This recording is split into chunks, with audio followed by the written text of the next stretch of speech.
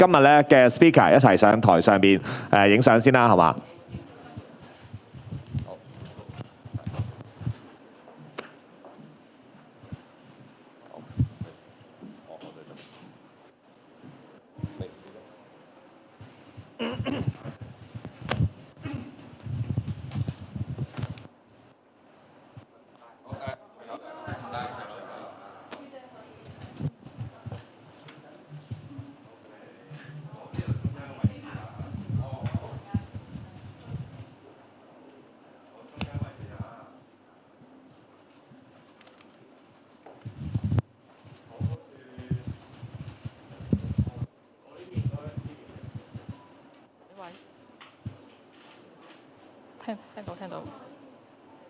聽到。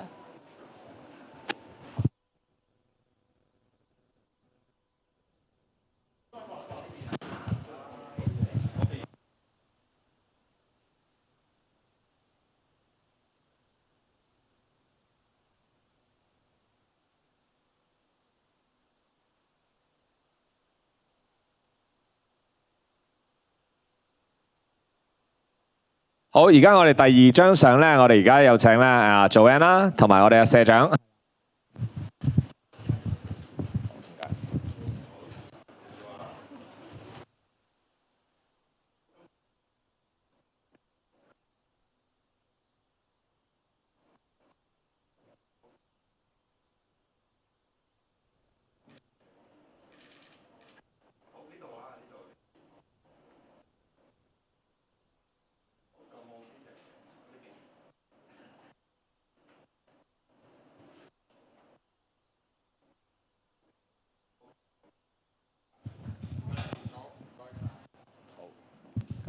而家用台上嗰個咪啊！而家用台上嗰個咪。你要你。要 Q 個企位喎。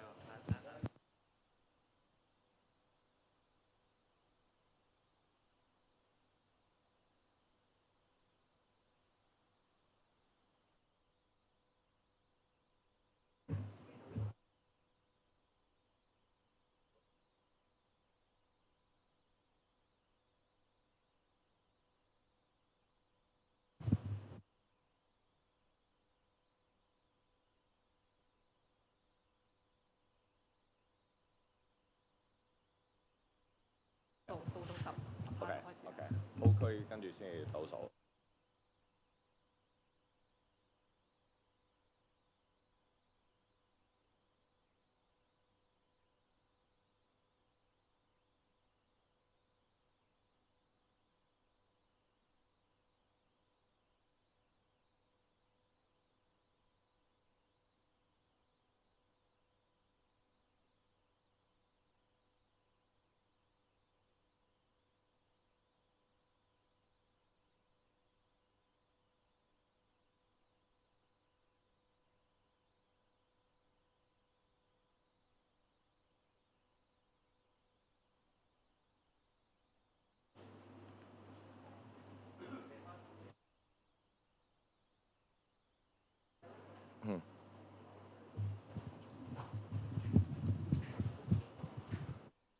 喂。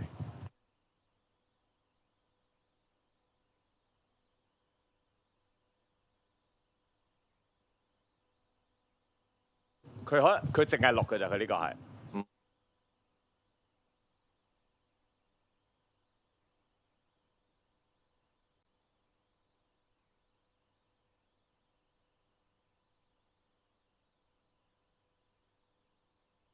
但係咧，佢就唔知你現場聽唔聽到。係啦。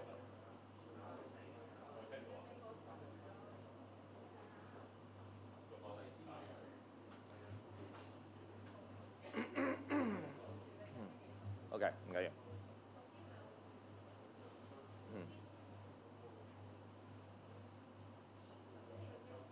嗰支係 OK， 但係嗰支要試咪 OK， 有啦。10。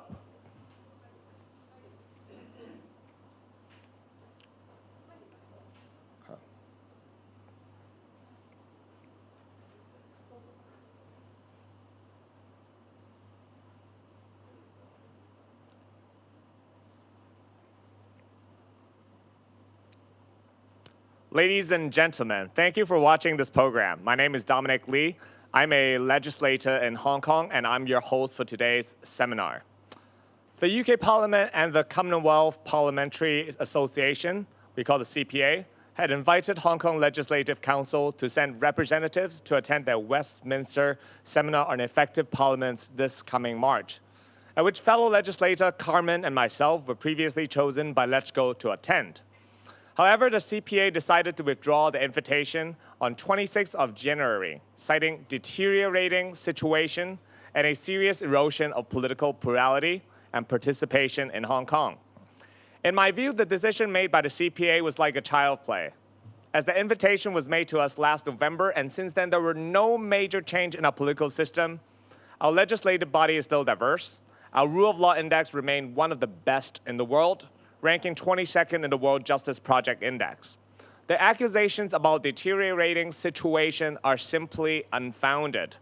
It is part of the anti-China rhetoric adopted by Western politicians in recent years and are intended to discredit our enhanced political system adopted since 2021. The CPA claims that one of the seminar's objectives is for delegates to share the knowledge and good practice with other legislatures. So if the CPA indeed thinks that the situation in Hong Kong has deteriorated, why don't they take this opportunity to learn more about our new system through our participation before criticizing? Western politicians have always stressed the importance of listening to the people of Hong Kong. Being a democratically elected representative who have received north of 60,000 votes in the last election, even if I cannot represent all of Hong Kong residents, I can at least represent a good portion of the people here. So why are they refusing to listen to our side of the story? Also, according to the event invitation, another one of the seminar's objectives is to promote parliamentary democracy. However, throughout the 150 years of British governance in Hong Kong, why didn't they adopt the parliamentary system here? And why didn't they give democracy to the people of Hong Kong? If they indeed care so much about parliamentary democracy, then why didn't they promote it here when Hong Kong was still under their rule? We condemn CPA's decision to rescind our invitation to Westminster seminar. The decision was based on unfounded accusation and was a blatant slander on our enhanced political system. So, in response to CPA's unfair comments and decision, Hong Kong United Foundation, together with the China Retold, decided to organize our own seminar on Hong Kong legislature today, and we have invited former and incumbent lawmakers to tell both local and international audience why Hong Kong legislature is more democratic and broadly representative than it was under British rule. The CPA's withdrawal of our invitation will not damage our spirit. It will only make us more determined to do more. And this seminar today is only a beginning. As a lawmaker in Hong Kong, I will continue to seek different opportunities to speak out positively about China and Hong Kong. We will let the world hear our true story and let them know what we are all about. So without further ado, I would like to invite our guest speakers on stage. Our first speaker really needs no introduction. He is the Vice Chairman of the National Committee of the Chinese People's Political Consultative Conference and is also our former Chief Executive of Hong Kong. Lesser known to the public, he was the Secretary General of the Basic Law Consultative Committee. Now please give a big round of applause to welcome our first speaker, Mr. C.Y. Leung.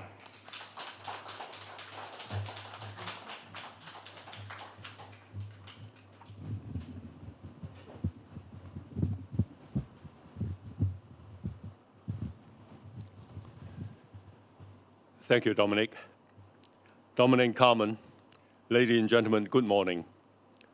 The Sino-British Joint Declaration, signed by Prime Minister Margaret Thatcher on behalf of the British government on the 19th of December 1984, has the following clause. The Hong Kong Chief Executive, I quote, will be appointed by the Central People's Government on the basis of the results of elections or consultations held locally, unquote. In the main text of the Joint Declaration, the only reference to the legislature was, I quote, the Hong Kong Special Administrative Region will be vested with executive, legislative, and independent judicial power, unquote. It did not, I repeat, it did not make any reference to the method of forming the legislature. It was Annex 1 to the Joint Declaration, which was the, I quote again, elaboration by the government of the People's Republic of China.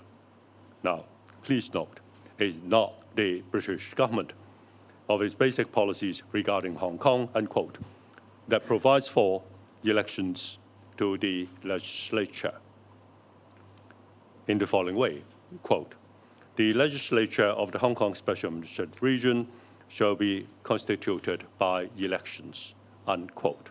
Now, this is the Chinese side, not the British side. But then it did not specify the method of election.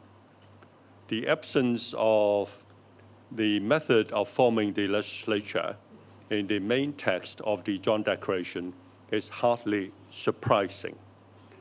All members of the British Hong Kong Legislative Council had been appointed without any form of election by British governors for 143 years until 1985, the year when the British realized that they would leave Hong Kong in 1997.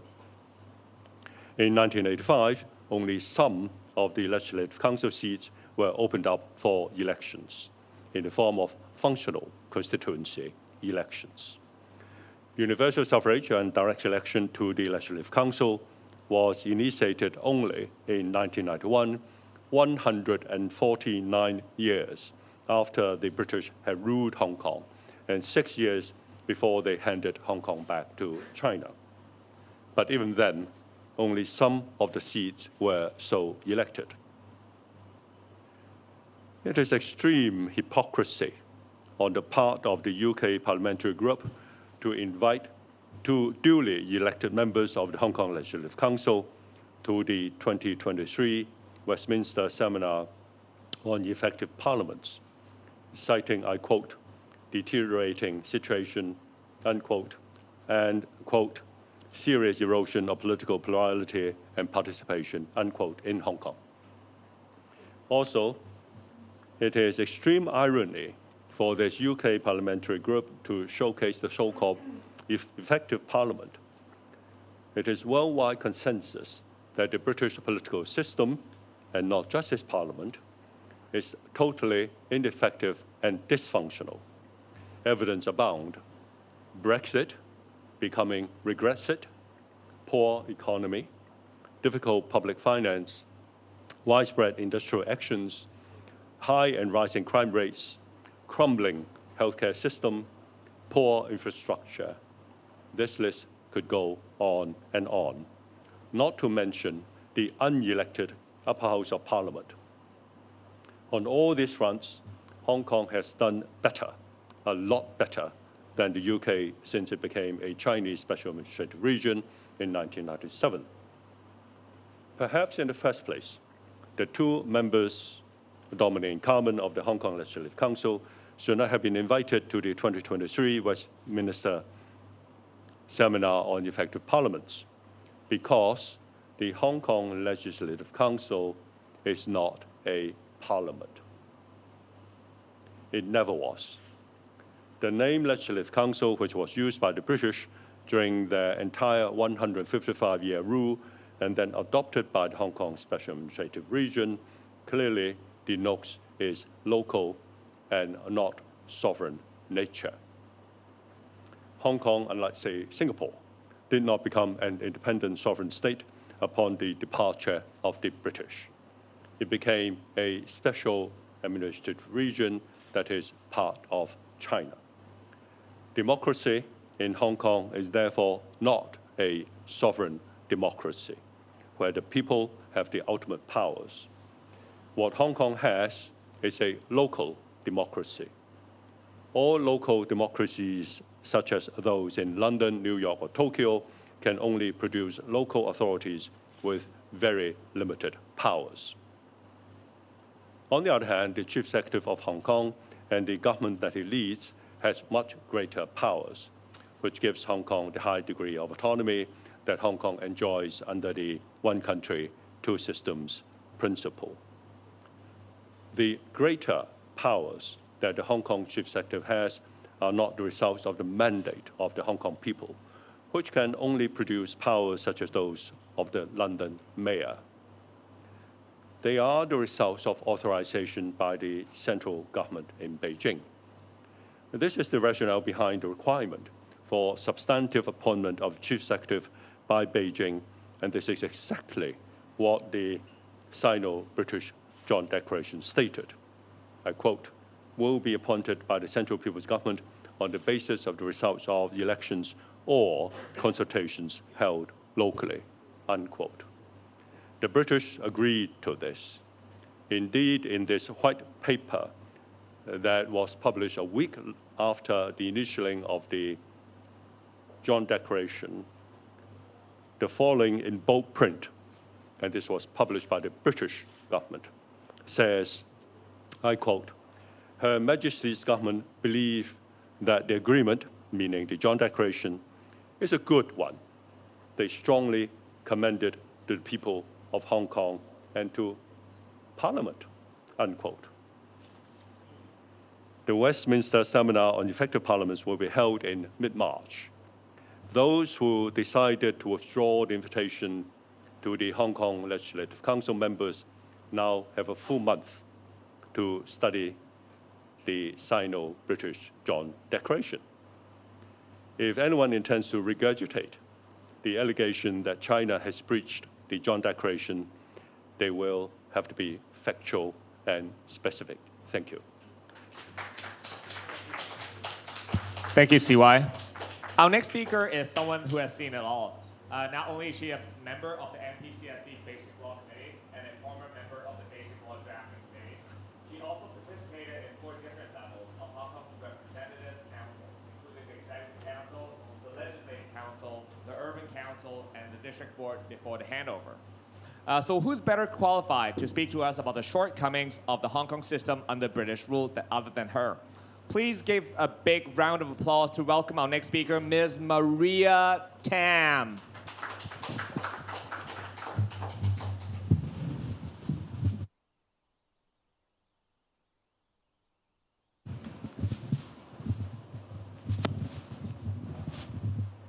Thank you, Mr. Lee. Ladies and gentlemen, I'm going to give a comparison of the function of the legislature before and after 1997.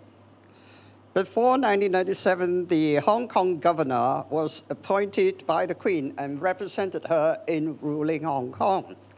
The governor was also the commander-in-chief of the British military force, and until February 1993, he was also the president of the Legislative Council. This means that the governor controlled the executive, the Legislative Council, and the British military in Hong Kong. Only the Queen can remove the governor. However, under the Basic Law, the chief executive is elected by Hong Kong's Electoral College and ultimately by universal suffrage. He would be appointed by the Central People's Government, and the president of the Legislative Council is elected by and from its members. I'm going to cite a few examples from the Basic Law to prove that the Legislative Council's check and balance power over the chief executive is far, far more than the Legislative Council before 1997 over the governor. Under Article 52 of the Basic Law, the chief executive of the Hong Kong Special Administrative Region must resign under any of the following circumstances. 1, when he or she loses the ability to discharge his or her duties as a result of serious illness or other reasons. 2, when after the Legislative Council is dissolved because he or she twice refused to sign a bill passed by the Legislative Council, and a new one is elected and pass it again by 2/3 majority, then he or she still decide, but he or she still refuses to sign it, then he or she must resign. And when, after the Legislative Council is dissolved because it refuses to pass a budget or any other important bill, the new Legislative Council still refuses to pass the original bill in dispute, then he or she must resign. The chief executive can be impeached under the Basic Law, Article 73(9). The Legislative Council of the Hong Kong Special Administrative Region, the Legislative Council of the Hong Kong Special Administrative Region shall exercise the following powers and functions. If a motion initiated jointly by 1/4 of all the members of the Legislative Council charges the chief executive with serious breach of law or dereliction of duty, and if he or she refuses to resign, the council may, after passing a motion for investigation, give mandate to the Chief Justice of the Court of Final Appeal to form and chair an independent investigation committee. The committee shall be responsible for carrying out the investigation and reporting its findings to the council. If the committee considers the evidence sufficient to substantiate such charges, the council may pass a motion of impeachment by a 2/3 majority of all its members and report it to the Central People's Government for decision. So there's a big contrast between before 1997 and after 1997. On the issue of universal suffrage in Hong Kong under British rule, the United Kingdom made a declaration relevant to Hong Kong in respect of the International Covenant on Civil and Political Rights upon signature as follows. The government of the United Kingdom declares that in relation to Article 25 of the Covenant, they must reserve the right not to apply, come to subparagraph B, insofar as it may require the establishment of an elected legislature in Hong Kong and the introduction of equal suffrage. This meant that under the British law and under British rule, we could not have universal suffrage election in Hong Kong. Contrary to that, on the issue of universal suffrage, the Basic Law provides for universal suffrage of the Chief Executive and the Legislature as follows. Article 45. The Chief Executive of Hong Kong, a special administrative region, shall be elected by election or through consultations held locally and be appointed by the Central People's Government. The method for selecting the Chief Executive shall be specified in the light of the actual situation in Hong Kong's Special Administrative Region and in accordance with the principle of gradual and orderly progress. The ultimate aim is the selection of a Chief Executive by universal suffrage upon nomination by a broadly representative nominating committee in accordance with democratic procedures. And then for the Legislative Council, Article 68 says, the method of forming the Legislative Council shall be specified in the light of the actual situation in Hong Kong and in accordance with the principle of gradual and orderly progress. The ultimate aim is the election of all members of the Legislative Council by universal suffrage. So universal suffrage has got nothing to do with the British government or the Joint Declaration. It's being given to us through the Basic Law by the Central People's Government. We come to the question of the members' constitution in the Legislative Council. Before 1985, the Legislative Council members were all appointed by the governor, and only from 1985, after the Sino-British Joint Declaration over the future of Hong Kong was signed, did Britain quickly instituted elections to the Legislative Council. Under the Basic Law, all legislative councils are elected, no appointed members. The chief executive has no control over who would be elected to the legislature. The Legislative Council's standing order is decided by the legislature under Article 75(2) of the Basic Law and not by the British government. The Queen, in the old days before 1997, could disallow laws of Hong Kong through the governor, and power of legislation is being reserved to the Crown. The governor could refuse to give assent to any law passed by the legislature. But after 1997, under the Basic Law, we have checks and balances, checks by the Legislative Council. Checks and balance between the executive and the legislative, not allowed under the British rule, but provided under the Basic Law. We look at Article 49. If the chief executive of the Hong Kong Special Administration consider a bill passed by the Legislative Council is not compatible with the overall interests of the region, he or she may return it to the Legislative Council within 3 months for reconsideration. If the Legislative Council passes the original bill again, but not less than 2/3 majority of all its members, the chief executive must sign and promulgate it within 1 month, or act in accordance with the provision of Article 50 of this law, which means that he has to resign. Article 50 reads, if the chief executive of the Hong Kong Special Administrative Region refuses to sign the bill, passed the second time by the Legislative Council, or the Legislative Council refuses to pass a budget or any other important bill introduced by the government, and if consensus still cannot be reached after consultation, the chief executive may dissolve the Legislative Council in his term just once. But if the newly elected Legislative Council still pass the bill, then he must either sign it or resign. That's a check and balance which did not exist in the British days.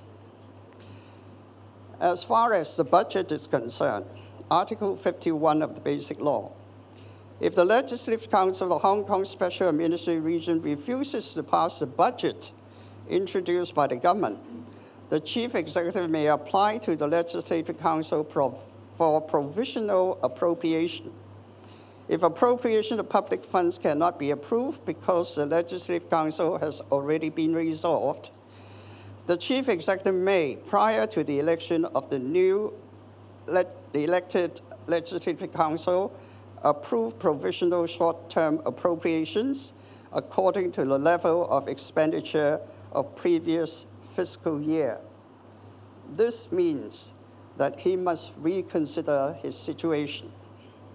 So the conclusion is the legislature under the Basic Law is far more powerful and democratic than under the British rule. And we have universal suffrage. We can impeach the chief executive. We have checks and balance in respect of the laws or the budget that's being put forth by the executive. And all the members of the legislature is constituted by election, meaning that the chief executive has no control over them, and they can serve Hong Kong and the people who elected them. We have far more democratic and acceptable arrangement after 1997 than before 1997. Thank you very much. Thank you, Ms. Maria Tam. Moving on to our next speaker. Our next speaker is a political heavyweight, which I'm a little bit intimidated to introduce. She's the convener of the Executive Council. She's a veteran in the Legislative Council. She's a former Secretary of the Security Bureau. but more importantly, she's my boss and the chairman of the New People's Party. Now let's give a big hand to welcome our next speaker, Mrs. Regina Ip. Thank you. Thank you. Thank you, Dominic, for your kind introduction. As someone who has been elected to the Legislative Council 4 times by universal suffrage in the Hong Kong Island constituency, and more recently in the Hong Kong Island West constituency, I'm very pleased to have a chance to talk about LegCo then and now. I had the bad fortune of joining LegCo in 2008, along with Mad Dog Wong Yuk Man. And then when he joined LegCo, he formed a trio of destructive forces with Albert Chen Wai-yip and long hair Leung Kwok-hong. And he threw the first stone to break the order in LegCo soon after he got elected, when then Chief Executive Donald Tsang introduced the OALA, that is the Old Age Living Allowance. Some of you might recall that Wong Yuk Man threw a bunch of bananas at Donald and insulted him, you know. And then all of us, the other members, became sidelined, you know. The trio, they were very good at grabbing the limelight, you know. All the primetime network were trained on them. And we almost became his supporting cast. That was the start of disorder in LegCo. And they disrupted LegCo proceedings by adopting extreme filibuster, such as by moving several thousand amendments to the appropriation bill, which allocates the funding for the next financial year. And when you have several thousand amendments, it took us hours to veto them, you know, and some of them were really quite ridiculous. Like, I dislike so-and-so EXCO member, I will delete his or her salary, that sort of thing, you know. So it was disorder. And then they also tried to disrupt council proceedings by frequently calling for quorum. I mean, as we all know, we need half, the quorum is 50% of members present, you know. And members do drift in and out of the chamber to take phone calls, you know, to meet clients or government officials. So when long hair resorted to this tactic of calling quorum bell, our proceedings were frequently disrupted. So the pro-government, pro-establishment legislators had to adopt a practice of attending the meeting, introducing a break every 45 minutes so that we could go out to go to the bathroom, that sort of thing, and return within 14 minutes so that the council won't be guillotined because of insufficient quorum. So those were very hard days, but the situation turned from bad to worse after 2012. The national education controversy, when the opposition discovered that they could win votes by stirring up hatred against our country. And they became anti-China in every respect. For example, they opposed national education. They opposed teaching Chinese in Putonghua. They opposed co-location, 一地兩檢, you know, co-location of immigration clearance at the high-speed rail. They call the COVID Wuhan virus. They did everything to smear our country, you know. And they opposed the national anthem bill. And the opposition came to a head in 2019 when the government introduced the rendition bill. And then they resorted to physical violence, literally physical violence. The opposition members became strong-armed boys and prevented us even from entering the conference room to conduct spill scrutiny. So we could not scrutinize the rendition bill. And they deployed mass protests to surround the Legislative Council. And on 1st July 2019, they vandalized, they sacked the Legislative Council and Legislative Council proceedings were stopped for a few months, Parts of our building was actually burned, And then what happened now? Thanks to the central authorities, after the enactment of the National Security Law effective 30th June 2020, a lot of the opposition figures immediately fled Hong Kong, and then the opposition became weakened.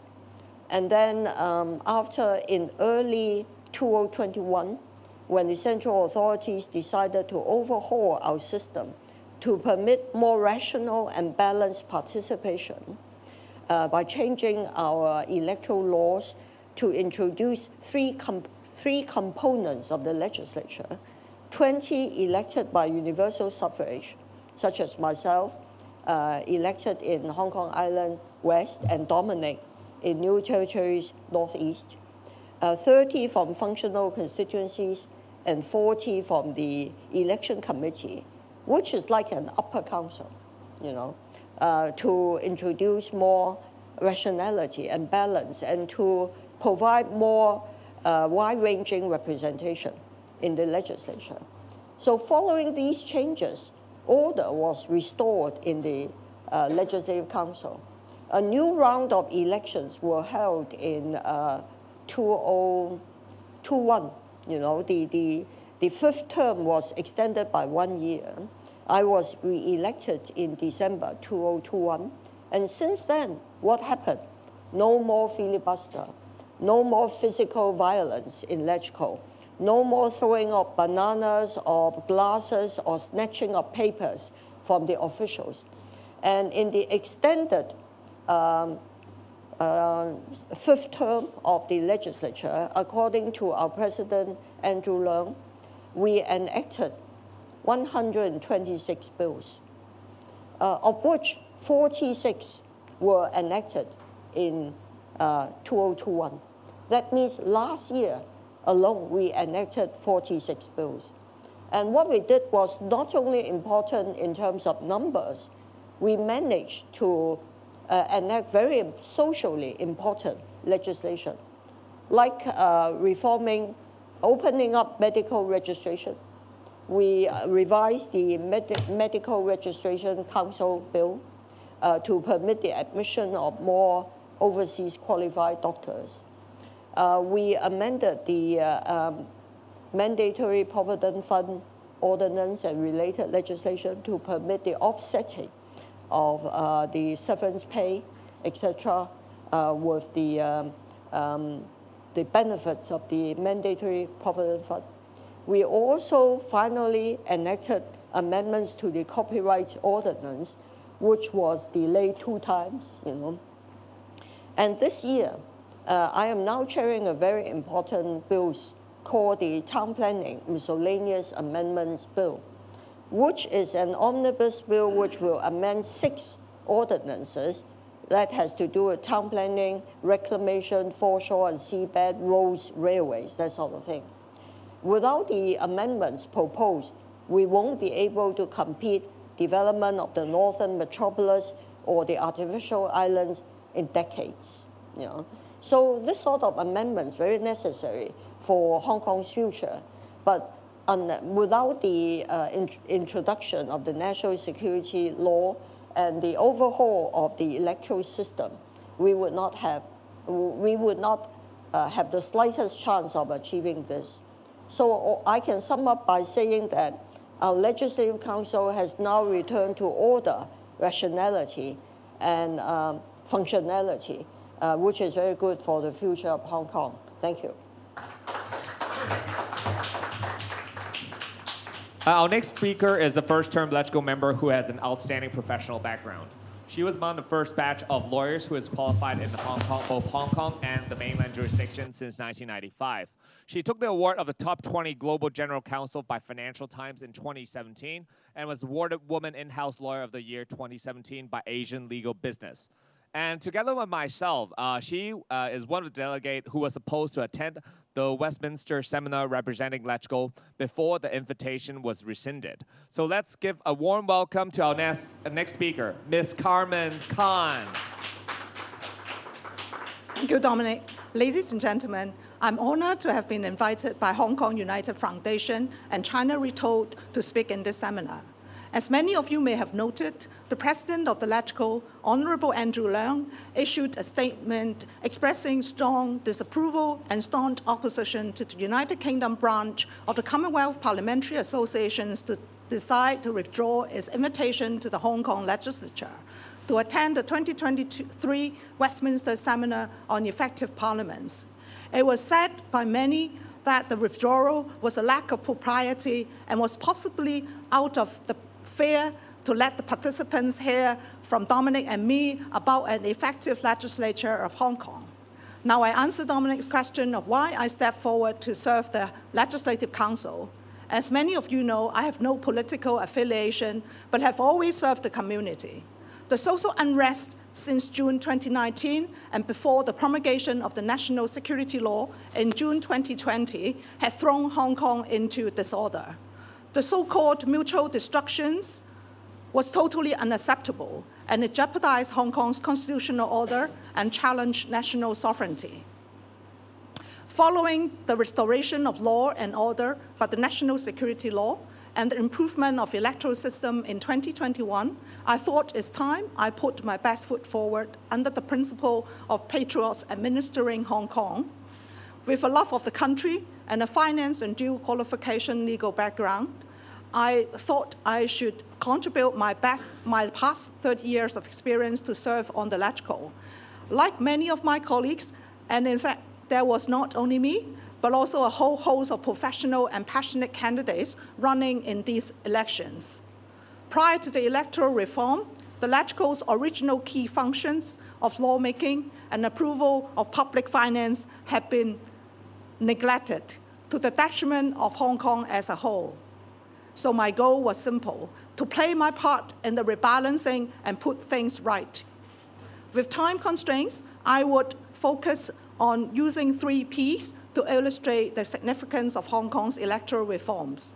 They are professionalism, patriotism, and productivity. First, professionalism. Following the electoral reform, we are seeing outstanding and visionary professionals in their respective fields with a wealth of experiences to bring to the LegCo. This has tremendously enhanced the government's and the overall quality of the work of the LegCo, and has mobilized the government to make and deliver promises for the common good of Hong Kong and the country. Second, patriotism. We are seeing the true workings of patriots administering Hong Kong. The LegCo is now filled with legislative councillors full of passion and ability who truly perform the functions of the LegCo so that Hong Kong could stay true to the original design of one country, two systems, enshrined in the PRC Constitution and the Basic Law. Finally, productivity or effectiveness. With no more filibustering, the LegCo has since focused its time and efforts in performing the legislative and other functions under the Basic Law, playing its part to put Hong Kong back on stage. To give a few examples, according to the annual report made by the President of the LegCo, in the 2022 session, the government tabled 25 pieces of bills, 17 of which have been passed into law. Over 180 pieces of sub-legislation were dealt. On public finance, 70 projects were approved, involving a commitment of approximately 177.5 billion Hong Kong dollars. On checking on the government, 33 members' motions was debated. Over 1,000 questioning and supplementary questioning were put to the government. Productivity would bring about prosperity. So no sensible person would say the Hong Kong legislature is ineffective or the situation in Hong Kong is deteriorating. And neither is the legislature rubber stamping the government's proposals. Our media friends would remember my very own rejection of the government's proposed removal of the negative vetting power in handling certain quarantine measures. Ladies and gentlemen, by just looking at the 3 Ps I just shared with you, we have been and will continue to see a most effective legislature for Hong Kong ever. I could go on and tell the significance of the electoral reform. The above was part of what I was going to say in the Westminster seminar. Thank you. Thank you, Carmen. Our next speaker, just like Carmen, is a practicing solicitor besides being a lawmaker. He's the vice chairman of the Democratic Alliance for the Betterment and Progress of Hong Kong, DAB, and a former chairman of the Youth Division. He was elected to the Legislative Council in 2016, and in the recent election in 2021, he received 93,195 votes, which is the most votes anyone received in this past election. Now, let's give a round of applause to welcome our next speaker, Mr. Holden Chow. Thank you. Thank you, Dominic. Good morning, ladies and gentlemen. First and foremost, I must strenuously denounce the UK parliamentary group in their earlier decision to unilaterally rescind the scheduled meeting with our LegCo colleagues. With their falsehoods plus their groundless accusations against one country, two systems, such an action is widely believed as part of their campaign orchestrated to smear Hong Kong and the central government. Given their unscrupulous action taken, we are bound to set the record straight. Let me express my gratitude to the Hong Kong United Foundation and also China Retold in swiftly organizing this seminar so that we all are able to hear, to make a timely response via this platform. Today, I would like to address more on the positive change brought by the central government and one country, two systems since 1997. Western pundits and politicians have been fond of comparing the past, namely the time when Hong Kong was under the British rule, and present. And whenever they do so, by distorting facts, they would falsely claim that Hong Kong's situation is only getting worse under one country, two systems. And as these falsehoods and lies have been told a million times, amplified by local and Western media, unfortunately, some people, even with sharp mind and professional background, would likely be misled. As time goes by, as a result, some people would form prejudice against China due to their wrongful perception that Hong Kong was jeopardized by central government. For those with an hidden aim to suppress China, their blatant smearing actions bear fruit. But the truth always lies in figures and statistics. Take GDP per capita as an example. In 1997, it was 27,000 US dollars. But in 2021, it was over 49,000 US dollars. So it's almost doubled that of over 25 years ago. Tourists, in 1997, it was only 10.4 million. But in 2019, pre-pandemic level, it was increased 5-fold to over 55 million.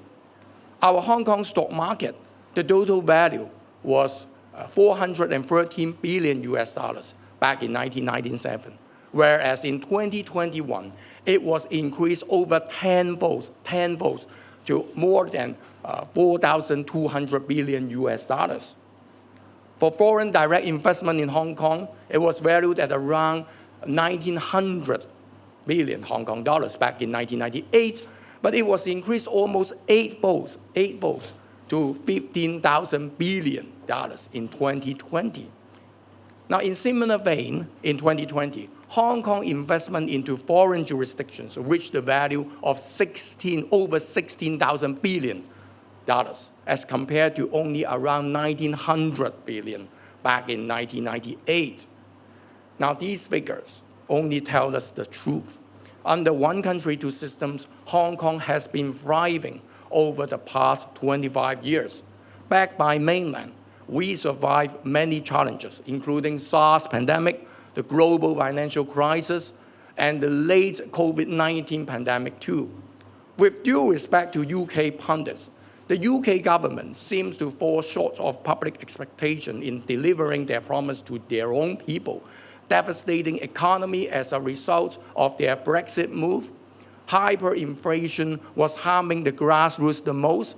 Now, suffice to say, they have no alternatives but to rely on a shameful scam, so-called BNO scheme, in ripping off Hong Kong people's money to bolster their own economy.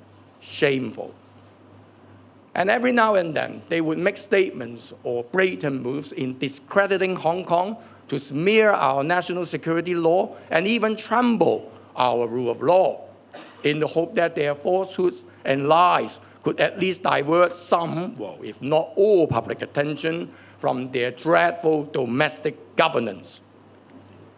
I'm not in a position to comment too much on other countries' politics, but I would suggest the UK politicians to mind their own business.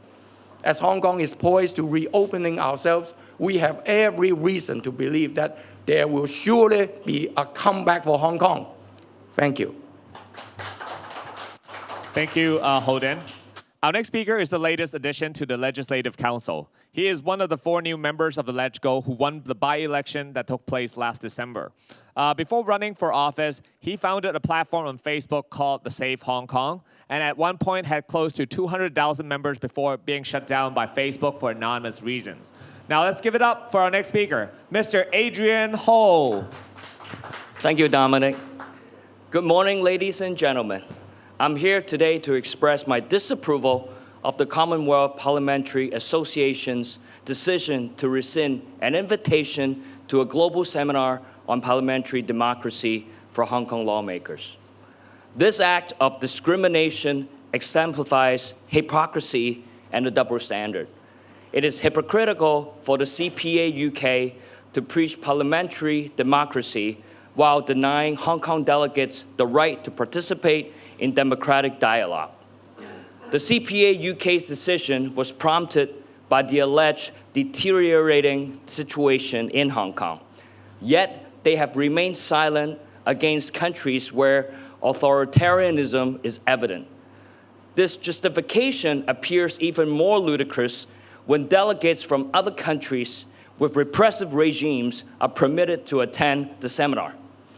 Human rights organizations have previously condemned these countries for committing heinous crimes such as extrajudicial executions, torture, and forced disappearances, as well as imposing excessively severe punishments, including the death penalty, on people who were identified as LGBT.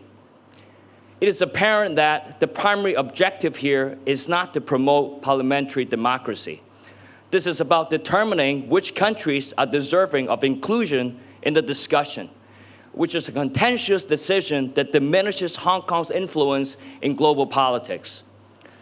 This decision serves a stark reminder that the UK is still subject to its colonialist tendencies. Hong Kong has developed into a significant international trading and financial center since our return to our motherland. Foreign governments ought to treat us with respect rather than robbing us of our rights. Facts and evidence refute the UK parliamentary group's accusations that the situation in Hong Kong has deteriorated. The Hong Kong government has worked tirelessly to maintain stability and prosperity, and the city's international reputation has remained relatively unscathed. In actuality, it is the UK situation that has deteriorated significantly in recent years as a result of the Brexit debacle and the COVID pandemic, which has caused untold suffering amongst its citizens. It is blatantly obvious that the withdrawal of the global seminar invitation had nothing to do with the situation in Hong Kong. It is about the UK attempting to exert control over a region it no longer rules. This situation represents a gross abuse of authority and runs counter to all that parliamentary democracy stands for. Politicians in the US and the UK are growing more cautious as China continues to consolidate its position as an economic and military giant. When the West is unable to compete with China, it resorts to petty politics and exclusionary tactics. This is incredibly disappointing. The UK needs to cease playing games and start respecting the rights of the Hong Kong lawmakers. They must acknowledge that they will never have complete control of the entire world, and that the only way forward is for all parties to communicate respectfully, including those with whom the West may not always agree. This is how a true parliamentary democracy should operate. The UK's decision to exclude Hong Kong delegates from its seminar is nothing more than political posturing, and it must end. I urge the UK CPA to reflect on its decision. Constructive discussion and communication are fundamental to any functioning democracy, particularly in today's divided world. It is time for the UK to take the initiative to exercise true leadership. Failing to do so, they risk losing their reputation as a proponent of parliamentary democracy. We can only hope that the UK, as well as all other countries, will realize how crucial it is to hear from all perspectives. True progress can only be made in this manner. Thank you. Thank you, Adrian. Now, let me introduce our final speaker for today. Our next speaker is a rising political star and is a social media phenomenon. Her YouTube channel has more than 300,000 subscribers and is currently the youngest member of the Legislative Council. Not only is she vocal on local matters, she is also among the first person to represent Hong Kong to speak at the United Nations Human Rights Council. Now let's give a big round of applause to welcome our final speaker, Ms. Jofi Chan. Thank you. Hello, everybody. I'm happy to share my personal experience on political development of Hong Kong. I ran for 3 elections in the past decade, including the District Council election. And in my first attempt for the Legislative Council, I stand for the Federation of Hong Kong Trade Union, and I gained my seat from the geographical constituency in the New Territory Southwest. I've had the honor to speak for and to stand up for Hong Kong and for our motherland at 4 general meetings or side meetings at the United Nations. And I'm dismayed to learn that the UK has denied the opportunity for our colleagues to speak, which stands against the international standards. When the UK has so much misunderstanding, or I may say prejudice against us, in order to resolve the differences and to learn of the real situation in Hong Kong, the UK must precipitate communication and not to prevent communication. Foreign politicians often adopt the misleading, self-deceiving rhetoric of Hong Kong's situation deteriorating and the legislature dysfunctioning. Who are in the best position to tell what's really like in Hong Kong and in the Legislative Council? The people in Hong Kong and the people in the Legislature. I've been through elections before and after the improvement of the electoral system. Before, I was subjected to violence and life threats when I conducted my election campaign back in 2019. After the reform of the electoral system, I could finally run for the election in 2021 without fear for my own safety. And I think that speaks it all. And now, as a female and the youngest member of the Legislative Council, I can rightly say I'm one of the best spokespersons when it comes to commenting on the plurality and the precipitation of Legislature. Statistics-wise, we see an increase in the proportion of female members, as Carmen and I, as well as Ms. Gina Yip, are also current members, and a decrease in the average age of the members as well. The wider implication is that after the improvement in the electoral system, we can see a more diverse representation and an increase in youth participation in the establishment. Surely it helps the Legislative Council as a whole to address the concerns of the people. And that's the key to any effective parliament and legislature around the world. In assessing the effectiveness of the Legislative Council, let me also give you some facts and figures. Last year alone, 30 members' motions were passed, whereas in 2019, before the reform of the electoral system, there was none. No member's motion was able to pass in the Legislative Council. So the legislature was basically not functioning. Also last year, the Bills Committee held 42 meetings spanning 87 hours for the deliberation of bills, which is more than double the number in 2019. As an illustration, I would also like to highlight to you, and Ms. Honourable Regina Yip also mentioned, is the passage of the amended Copyright Law Bill. We did it last year, which was to extend the copyright protection to works distributed by electronic means. The bill was raised to Legislative Council twice before, in 2011 and 2014. Yet, due to filibustering, the legal procedures could not be completed. So you can see the improvement in the electoral system has helped Hong Kong out of the pan-politician quagmire, putting the legislature back on track.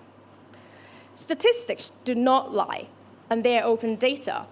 I suggest if any of the foreign politicians who are really interested in understanding Hong Kong and engaging in constructive dialogue, they should first check the public records and see the facts themselves. As a final note, I've hosted several tours around LegCo for people who really wanted to learn the true story of Hong Kong's legislature. And I welcome any foreign politicians to join. I thank Hong Kong United Foundation for promptly organizing this seminar so that we can clarify the matters. Perhaps next time we can also invite foreign politicians to come and exchange views in a civil manner. And I'm sure the HKUF will not revoke the invitations unilaterally halfway through. Thank you very much. Thank you, Ms. Jovi Chan.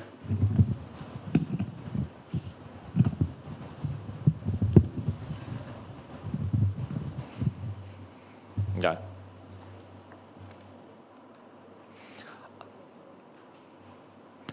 Today, we have had many wonderful speakers who spoke about the unique characteristics of the Hong Kong legislature and why it's more democratic and broadly representative than it was under the British rule, and particularly after its revamp in 2021. However, as Western politicians are now more determined than ever to undermine the growth of China, more false accusations are going to be made against our country in the future. Besides the government effort, like the recent Hong Kong campaign and the CE's outreach tours, we also need more and more people just like you, those watching at home, to join us in the quest of telling good Chinese stories. We need mass participation from the Hong Kong community in order to succeed. So if you're interested, please set up a Twitter account, look up Dominic Lee, send me a private message, and we'll get in touch. Thank you so much for all the speakers today. It's wonderful, but this seminar is only a beginning. Moving forward, we will continue to seek different opportunities to speak out positively about China and Hong Kong. We will let the world hear our true story and let them know what we are all about. Thank you again for watching, and until next time, goodbye.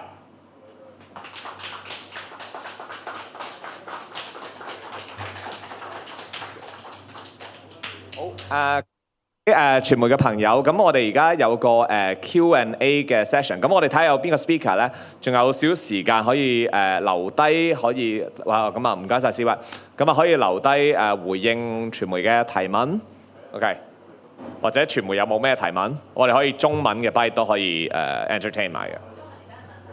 好啊 ，OK， 好，咁而家等我哋嘅嘉賓先。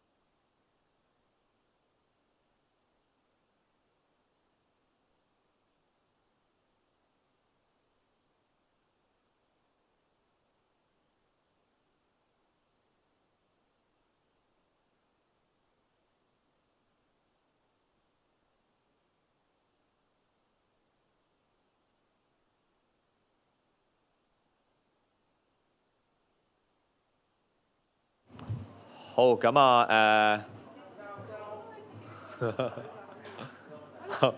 OK。好，咁啊傳媒嘅朋友有冇咩問題？中文或者英文都 OK。係中文定英文啊？中文係。因為佢會中文多。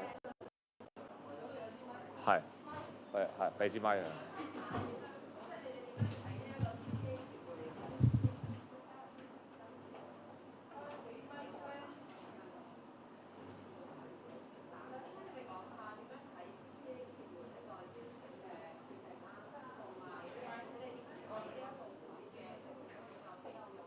盡力係。